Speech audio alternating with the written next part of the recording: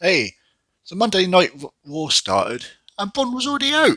So have I started somewhere I'm not meant to? So I was kind of trying to rewind, but it wouldn't because it had already started, and I was like, oh, guess we're starting here then. So then Bond was really pissed because of the Royal Rumble and what happened with the Masked Man. He got put out straight away, and yeah, he was like just ruining everything, like the table, and he kept going up to the commentators in their face, and he ruined the table. It's like, dude, they got to use that for the rest of the show. Like, where are they going to sit now? What are they going to look at? What screen are they going to use? Uh, but he was getting all the cables off, and he kept tripping over the cables. I think that was like wrapping around his legs, so he's trying to tiptoe over. Him being angry was more funny than feeling like he was angry. It was weird. And then he was spitting everywhere as well. It's gross. Yeah, so he was super angry and he was in the ring saying he was going to hold up the show. And the Vision come out and tried stopping him. It's like, calm down. It's like, dude, this is the whole Vision's deal. They do this. Like, why are you now stopping him? Like, Bronson Reed, you do this all the time. Not exactly the same, but you get angry. Like, why do you keep stopping each other doing what the Vision is for? Oh my God. Paul Heyman is definitely still working for Seth Rollins, I think. I mean, if you think back to it, I've been thinking this for ages. If you think back to it, he never really left Seth Rollins, did he? Like, Von Baker was there and he hurt Seth Rollins. I mean, he was scared for his own self. He's just going to be like, yeah, yeah, I'll help you. But secretly, he's still working for Seth Rollins. I bet you, like, he weren't with Seth for very long. So I don't think they're going to split them up straight away like that. Yeah, I think he's still with Seth and they're on the inside. Logan Paul is a difficult one. I don't know if he's still with Vision or he's the other guy. It's very difficult. I can't imagine it just being Braun and Bronson to take on three of them: Austin Theory, Logan Paul, and Seth Rollins with Paul Heyman, unless the Vision are going to get someone proper new. Don't know. Logan Paul's a hard one. I would quite like it if he, but then he'd be a good guy, and I like him being a bad guy because he's funny. So we had our first match of the night, and El Grande Americano taking on Siobhan Evans. Where did that match come from? But this match wasn't as great as it sounds. Like, that sounds like a bloody good match, doesn't it? Because they're both really, really good in the ring. Um, but yeah, it's pretty lame. The crowd. Oh my god, this crowd all night, pretty much all night, we're silent. What is up with the crowds lately? They're so quiet. This crowd was, you could hear a pin drop, honestly. Like, the wrestlers had to keep shouting, like, oh, like stuff like that when they're getting hit and stuff because there was no noise. They had to create it themselves, and it makes it really weird. It sounds like you're doing it in your own home, sort of thing. You could kind of tell what's going to happen a mile away, though. The crowd was so quiet until the original Americano come out, Chad Gable. Um, but he didn't come and attack or anything. He just come down the rampway and kind of stood there, and that distracted Kaiser one. And Javon Evans got his OG cutter thing for the 1, 2, 3. Sorry, I can't remember the name of it. Yeah, and that was that match. I mean, what do I say about it? That's all I can think. That's a rubbish match, really. You think them two would be good? I give this a 4 out of 10. And then we had AJ Styles music hit for Gunther to come out to her. That was really funny, and that was a clever thing because I was like, oh, AJ Styles hasn't gone after all, but yeah, Gunther come out. That was really quite funny actually. So he was just talking about how he's retired Goldberg, retired John Cena, and now he's retired AJ Styles. I mean, is that an insult? Because yeah, you did. Like, but a Dragon Lee obviously don't find it. A Dragon Lee of all people came out to make the or shut him up or whatever. But what a stupid plan that was because he obviously didn't have a plan because Gunther wrecked him straight away. And he had him on a chokehold, like on the outside of the ropes while Gunther was still in the ropes. He had him like this, and Dragon was literally straight. His arms were straight and everything. He was like, oh man, he was hanging, literally. So he was dead. So yeah, Gunther went to prison. Well, he should have. Uh, yeah, and that was that. Like, there's no What's Gunther doing for WrestleMania? What is he going to do? Is he still going to go against Brock? And then we had Paul Heyman and Adam Pearce in the background. I've only got one question really. What is this FAFO that they keep on about to each other? I literally have no idea. Please someone tell me because I want to know what that is. So and then we had the Bellas out. I think Brie is looking really good. She's looking better than Nikki at the moment. And she got taller. I swear she used to be shorter than Nikki. I know I can barely tell them apart. Um, but yeah, they basically just said they want to be in the tag team division, which is pretty good. I quite like that because then at least we can probably take one team out and put both of them people in the singles. We just need someone for Jade. Jade needs to face someone, especially before WrestleMania, because she doesn't feel like anything. Like she's meant to be being built as this big bad. Well, she ain't faced anyone to be that. She's not had one total defense since she's been a champion. Pretty sure. So, match 2 of the night, we had the War Raiders, who are already in the ring, and they were taking on who the hell knows? Because Obafemi come out. I was like, okay, why is he coming out to shake their hand? Is Obafemi a bad guy? He must be. He come out there and he whipped them both. So, what the hell? Have they done something? What was that all about? Yeah, he took them both on, so that's pretty impressive because they're two big guys. And then that was that. It's like, well, is the match over? Was he the match? Was it a handicap match? But there's no bell. And it's over. So, okay, Obi, what was that all about? And also, like, Adam Pearce was super pissed about Von doing that at the start of the match. Or if Vision ever attacks anyone, right? Obi doing this. Is Adam not pissed at him? Maybe he will be, but I bet he won't be. Like, it's so stupid that if you're a babyface, you get away with this stuff and no one gives a crap. But if you're a heel, oh, it's the worst thing in the world. I always think that it's just a name they put on people. You can do exactly the same thing. If you're a babyface, it doesn't matter. And this is why I love heels, because they just get screwed for no reason. This episode of Raw had a lot of Finn Balor promos. What's happening? What's going on with him? They had a perfect chance when they could have just made him babyface, and then they turned him bad guy. We don't care, right? We don't want that. So now they're trying to pretend he's going to be something with these promos. We don't believe you. I mean, even if he does, we don't want to see it as a bad guy. I don't, anyway. So we got Penta versus Bronson Reed. Now I was hoping for a good performance from Bronson Reed here.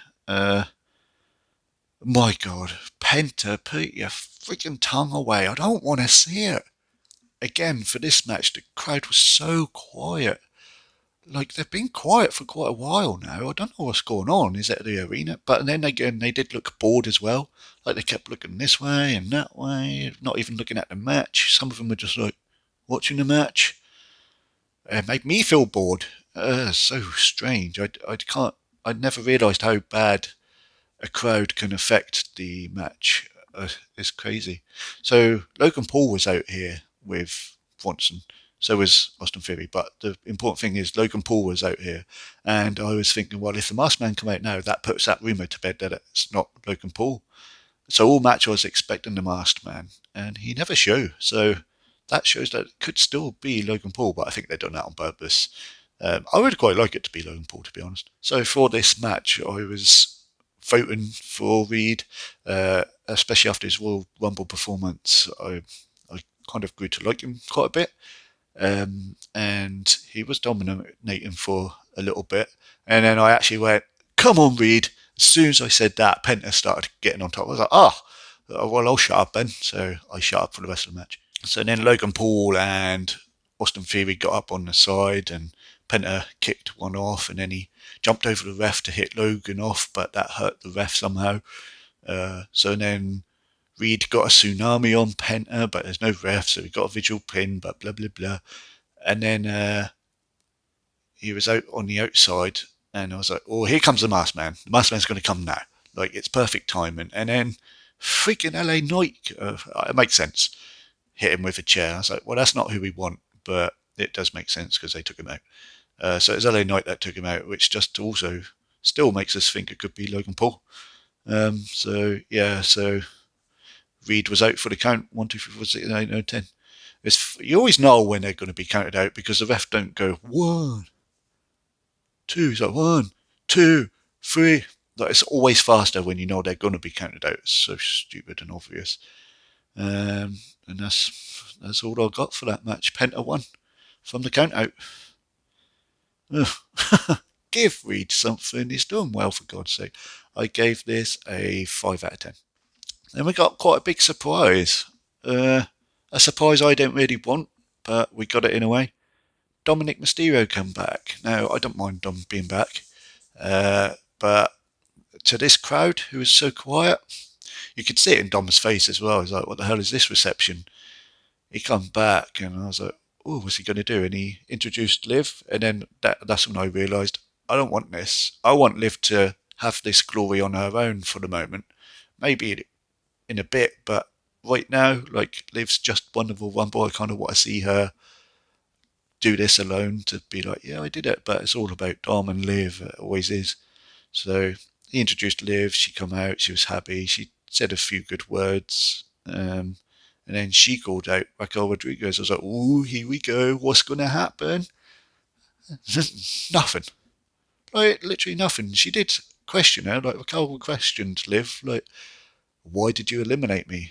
And Liv was like, oh, don't worry about it. Like, we both got a title match. Oh, yeah, we have. Don't worry about it then. Okay. But I was like, it don't matter. Like, Raquel's now about to win. So, and then Liv will challenge her, and then that'll be the second sort of screwing her over. So, and then we'll do it then. So, and then we got into the match. Raquel Rodriguez versus Stephanie Valkyrie for the World Heavyweight Championship. Here we go. I'm just going to quickly say it again. The crowd made this feel born again to start with. Raquel was fighting in jeans. How the hell do you wrestle in jeans? That's so restricting, I find, jeans. The crowd was so quiet again until they started using weapons. I thank God for the weapons. I usually prefer not weapon matches, but in this case, you needed them because the crowd liked them. Like, as soon as Raquel got a table out, then the noise started. Stephanie Valkyrie is good with weapons, I think. She actually knows how to make them look real. When she was hitting Raquel with the kendo stick, that looked real. At one point, there was a load of chairs in the ring, and they kept landing on them, which I liked, and I thought they were going to use them some more, and then Raquel just kicked them all out so she could set up a table. I was like, oh. And then Raquel was on the top of the ropes in the corner, and Stephanie Valkyrie jumped at her, but then Raquel caught her, ready to powerbomb her through the table, and then she hurricaned her kind of through the table, like right on the edge, so it just cracked a tiny bit. But I think they counted that as a big move because, and then she hit a flippy whippy thing onto Raquel Rodriguez and pinned her 1, 2, 3. I mean, it was an okay match. I can't believe Stephanie Valkyrie won. This isn't the story I wanted. Okay, Stephanie Valkyrie versus Liv is okay, but I wanted Raquel. I mean, there's still time. There's still 3 months, is there, until WrestleMania? But I wanted it here. Now's the time to tell the story. It's just a wrong choice for me. Any other notes? No,